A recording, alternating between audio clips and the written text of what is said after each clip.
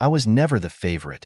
That was my sister, the golden child, the one who could do no wrong, no matter how cruel she was, no matter how much she got away with.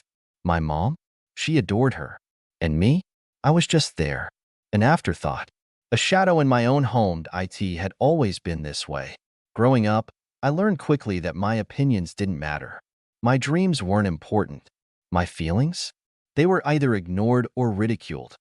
When my sister failed a test, it was my fault for distracting her. When she lost a friend, I was probably the reason. When she broke something, I must have pushed her into it. And my mom? She believed her. Every single time that I tried to be the perfect daughter. I worked hard, got good grades, kept quiet when they insulted me. I never lashed out, never fought back. I thought maybe, just maybe, if I proved my worth, they'd finally love me like they loved her. But nothing changed. It all came crashing down the night they told me I had ruined their lives. It started with an argument. Well, they were arguing. I was just standing there, letting them yell. My sister had flunked a class, and instead of taking responsibility, she blamed me again. I don't even know how. Maybe I stressed her out just by existing. "You've ruined our lives," she screamed that I barely had time to react before my mom echoed, "We'd be happier without you." That was it. The moment that broke me. I didn't cry. I didn't scream. I didn't beg for them to take it back. I just nodded. Then I turned around, walked to my room, grabbed a backpack, and packed whatever I could fit. They didn't stop me. They didn't even watch me leave. And just like that, I was gone. I stepped out into the night, the weight of my backpack pressing against my shoulders, but nothing compared to the heaviness in my chest. I walked without a destination, just putting distance between me and the house I had never truly called home. It was cold. I remember that vividly. The air bit at my skin, but I didn't shiver. I was numb. I had always thought that leaving would feel dramatic, like in the movies, maybe with tears streaming down my face or a last, lingering look at the home I was abandoning. But there was none of that, and no one ran after me. No one called my name. No one cared that I didn't know where to go. I had no plan, no safety net. My savings were laughable, just a couple $100s I had secretly stashed away from small tutoring gigs. But I knew one thing for sure: I would never go back. I found a cheap motel for the night, paying for a single room with shaky hands. I stared at the bed but couldn't bring myself to lie down. Instead, I sat at the small desk, the dim yellow light flickering above me, and tried to figure out what to do next. I didn't have a degree. I didn't have connections.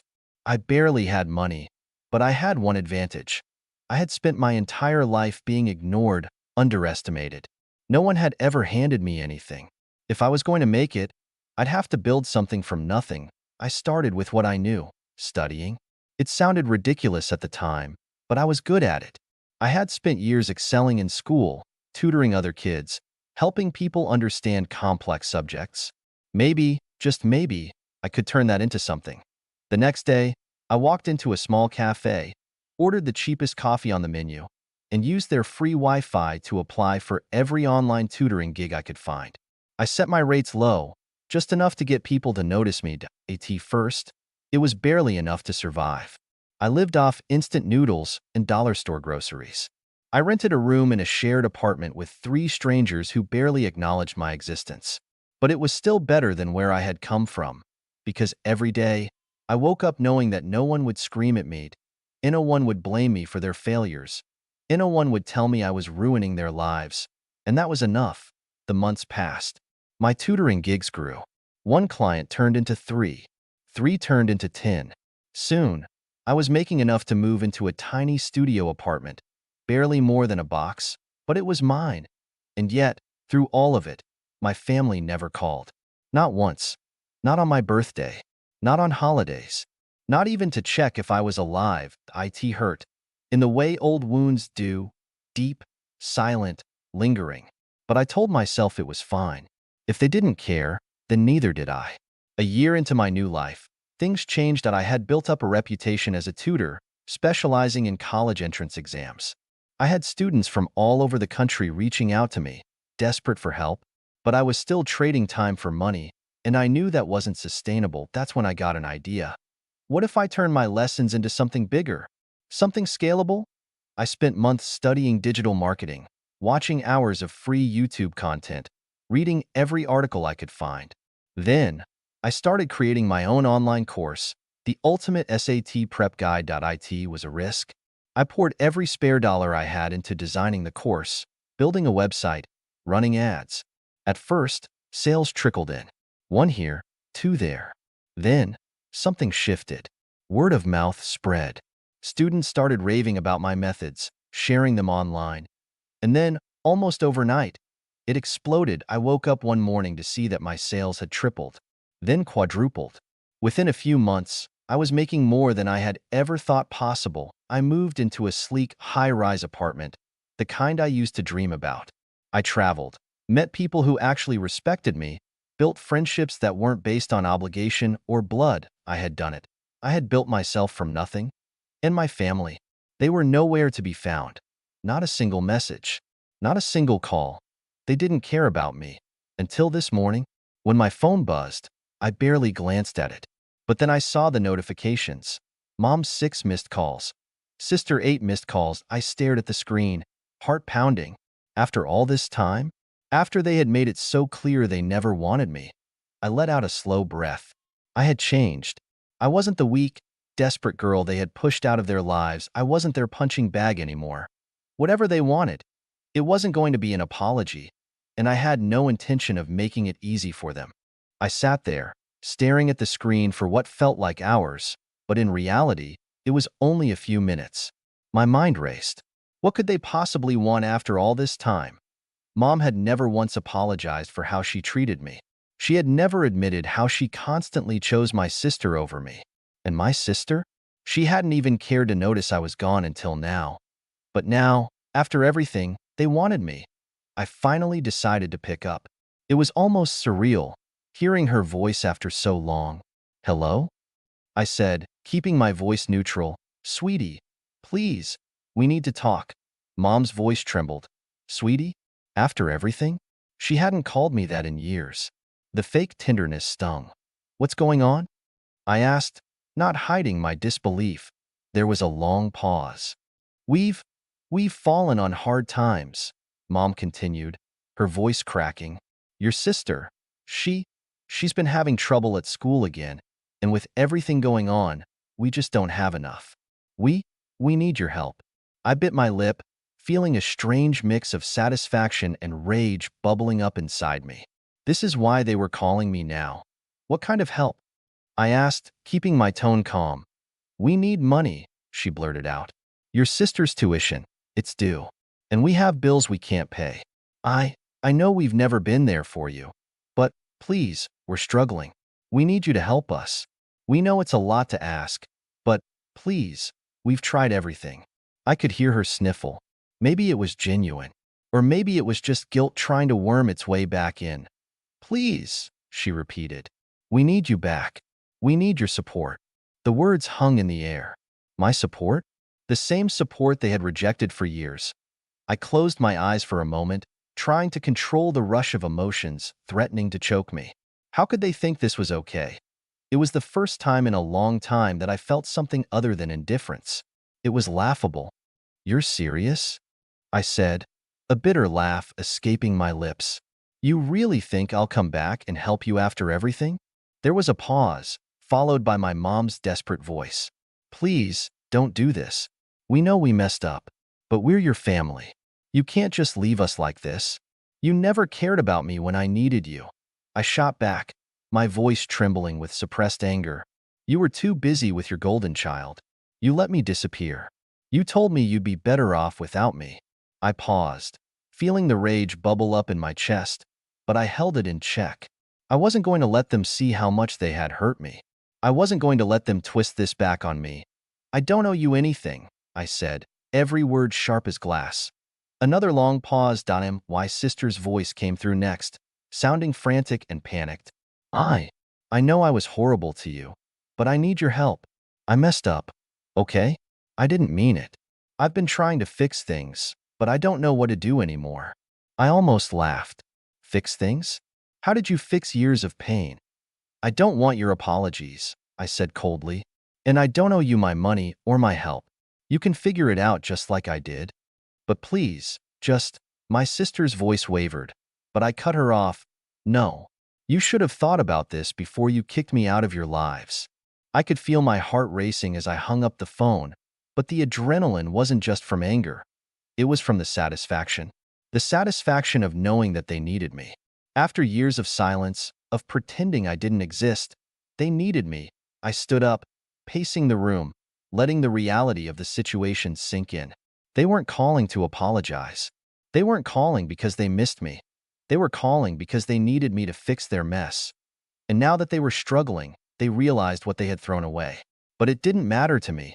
They didn't deserve me anymore that I was done. But deep down, a part of me wanted to make them beg a little longer. Make them squirm. The phone buzzed again. I glanced at the screen. It was Mom again, the same pleading tone in her message. Please, I know we can't undo the past, but we need you. I grinned. They had no idea what they were getting themselves into. The phone buzzed again, the screen lighting up with a new message from my mom. Please, I'm begging you. We don't know where else to turn. I stared at the message, my finger hovering over the screen. Part of me wanted to ignore it entirely. After all, hadn't I already given them my answer? But there was something about that desperation in her tone that made me hesitate for a moment. I shook my head. No, I wasn't going to soften. I wasn't going to be the one to make their lives better again. The thing is, I had built something for myself, my empire, so to speak. My success wasn't just about the money.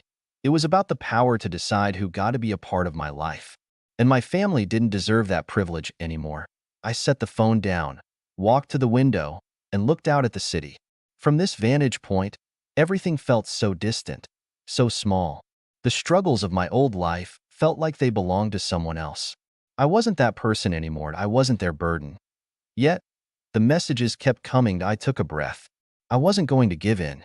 I wasn't going to let them manipulate me with their guilt. And yet, deep down, there was a flicker of something. Maybe it was pity, maybe curiosity, maybe something darker. But I resisted. The next morning, I woke up to the sound of my phone vibrating on the nightstand again. A quick glance at the screen told me it was from my sister this time. I hesitated. Should I even bother reading this?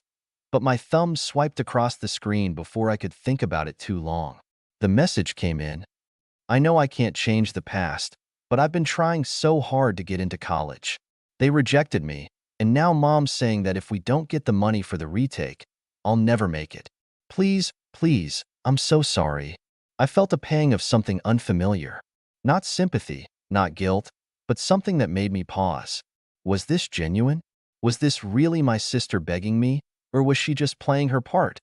I took a deep breath, my hand shaking as I typed my response. You never cared when I needed you. Why should I care now? I hit send, and the weight that settled in my chest felt heavier than I expected. There was a part of me that felt cold, detached, a protective armor I had built over the years. But another part of me, it wanted to believe her, but I couldn't. As the day went on, I continued working, but every time I glanced at my phone, there were more notifications, calls, texts, voicemails. They were relentless. I could feel their desperation creeping through the screen, through the words. They were starting to crumble under the weight of their own choices. But what did they expect from me? They had made their bed. They had chosen their path. Now it was time for them to face the consequences. But then, at 7 p.m., I saw something that made my heart skip a beat. A message from Mom. I need to talk to you. This isn't just about money. I know I messed up. We messed up. But I'm asking you, as a mother, to come home. I need you. We need you. Please don't leave us like this. I stared at the message, my thumb hovering over the keyboard. For a second, I actually considered calling her back. Maybe I could hear her out. Maybe I could find some way to make this work. But then I thought of everything they had put me through. The way they had treated me like I didn't matter. I wasn't just going to forget that. I wasn't their savior. With a deep exhale, I typed, "You had your chance. I'm done." I hit send, and something inside me cracked, and I knew I had made the right choice. But at the same time, there was a lingering ache in my chest, because deep down, I couldn't help but wonder, What if this was their last cry for help? What if they really were suffering? But in the end, I had learned one thing. I couldn't fix them. They were beyond saving, and if they wanted anything from me, it had to be on my terms. I set my phone down and tried to forget about them. But the next evening, as I was sitting in my living room, scrolling through my phone, I heard a knock at the door. A sharp, quick rap, followed by a pause. I looked up, a little confused. Who could that be? I stood up and walked over to the door, the hairs on the back of my neck standing on end. Something didn't feel right. Peering through the peephole, my stomach dropped. There they were, Mom, Dad, and my sister, standing on my doorstep, looking like they hadn't slept in days. Their faces were tired, drawn, and pale. But it wasn't just their appearance that made my pulse quicken. It was the fact that they had shown up here. Uninvited, I froze for a moment, unsure of what to do. Part of me wanted to ignore them, to turn around and walk away, pretending I hadn't seen them. But the rage I had been bottling up came surging forward. I wasn't about to let them invade my space. After everything they'd done, I opened the door, just enough to see them fully. My heart was hammering in my chest. "What are you doing here?" I asked, my voice low but shaking with anger. Mom stepped forward first, her eyes wide with desperation. "Please, please, just hear us out," she pleaded.